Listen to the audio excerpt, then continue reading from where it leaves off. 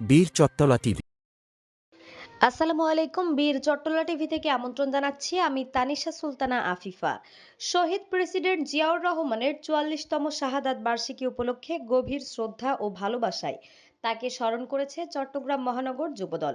সংগঠনের নেতাকর্মীরা নগরীর বিপ্লব উদ্যানে উপস্থিত হয়ে শহীদ জিয়ার প্রতিকৃতিতে ফুলেল শ্রদ্ধা নিবেদন করেন। এ সময় উপস্থিত ছিলেন মহানগর যুবদলের সাবেক সভাপতি মোশাররফ হোসেন দীপ্তি, সাধারণ সম্পাদক মুহাম্মদ শাহেদ। শ্রদ্ধা নিবেদন শেষে সংক্ষিপ্ত আলোচনা সভায় মহানগর যুবদলের সভাপতি মোশাররফ হোসেন দীপ্তি বলেন, নিজের জীবন ও পরিবারের কথা চিন্তা না করে শহীদ প্রেসিডেন্ট জিয়াউর রহমান চট্টগ্রামের এই স্থান থেকেই জাতির স্বাধীনতার ঘোষণা দিয়েছিলেন। তার এই অবদান জাতি কখনোই ভুলতে পারবে না। তিনি আরো বলেন, জিয়াউর রহমান দেশের জন্য অসংখ্য গুরুত্বপূর্ণ সংস্কার করেছেন। দেশের মানুষের কল্যাণে তিনি বহু ত্যাগ স্বীকার করেছেন, যা আজও আমাদের অনুপ্রেরণা যোগায়। অনুষ্ঠানে মহানগর যুবদলের বিভিন্ন পর্যায়ের নেতাকর্মীরা উপস্থিত ছিলেন। দিনব্যাপী নানান কর্মসূচির মাধ্যমে তাকে স্মরণ করা হয়। ৪০তম শাহাদাত বার্ষিকীর এই দিনে ঐতিহাসিক বিপ্লব উদ্যান এ সম্পর্কে আমার সাধারণ সম্পাদক বলেছেন, এই ঐতিহাসিক বিপ্লব উদ্যান যেখান থেকে জিয়াউর রহমান ঘোষণা করেছিলেন উই রিবোল্ড। সেনাবাহিনীতে উই রিবোল্ড বলার অর্থ হচ্ছে ডিসিপ্লিন ফোর্সে সেটা যদি ব্যর্থ হয় তাহলে হয় মৃত্যুদণ্ড, ফাঁসি।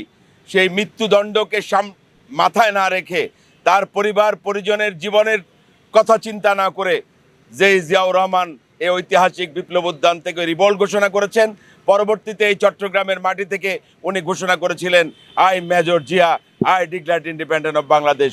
সেই ঐতিহাসিক বিপ্লব উদ্যানে দাঁড়িয়ে আজকে আমরা শপথ নিব, শহীদ জিয়া ছিলেন একজন নিখাত দেশপ্রেমিক।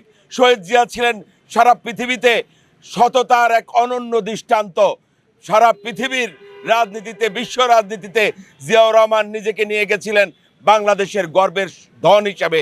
আমরা দেশের স্বাধীনতা সেটা হচ্ছে ঐতিহাসিক বিপ্লব উদ্যান, যেই উদ্যান থেকে শহীদ প্রেসিডেন্ট জিয়াউর রহমান বাংলাদেশের স্বপ্ন দেখেছিলেন এবং বাংলাদেশের এই যে স্বাধীনতা যুদ্ধে নেতৃত্ব দিয়েছিলেন। এবং এমন একটা জায়গা, যে জায়গা হচ্ছে আমাদেরকে স্বাধীনতা এনে দিয়েছে যে যুদ্ধের মধ্যে। এবং এই বাংলাদেশে যে সংস্কারের কথা উনি বলে গেছেন, 75-এর পরবর্তী সময়ে বাংলাদেশের বহুদলীয় গণতন্ত্র, বাংলাদেশের রাজনৈতিক কালচার, যেই কালচার আমাদেরকে যে রাষ্ট্র সংস্কারের কথা বলে গেছেন, যে সংস্কারের মধ্য দিয়ে আমরা আজকের নতুন বাংলাদেশের স্বপ্ন দেখি। বিগত দিনে আমরা স্বৈরাচার বিরোধী আন্দোলনে স্বৈরাচারকে হটিয়ে ভোটের অধিকার আদায় করেছিলাম, তদ্রূপ আজকে ফ্যাসিস্টদেরকে হটিয়ে আমরা ভোটের দাবিতে আজকে মাঠে যুদ্ধ করছি। আমাদের আরো আপডেট নিউজ পেতে চোখ রাখুন বীর চট্টলা টিভিতে। ফেসবুকে ফলো, ইউটিউবে সাবস্ক্রাইব করুন। বীর চত্বলা টিভি।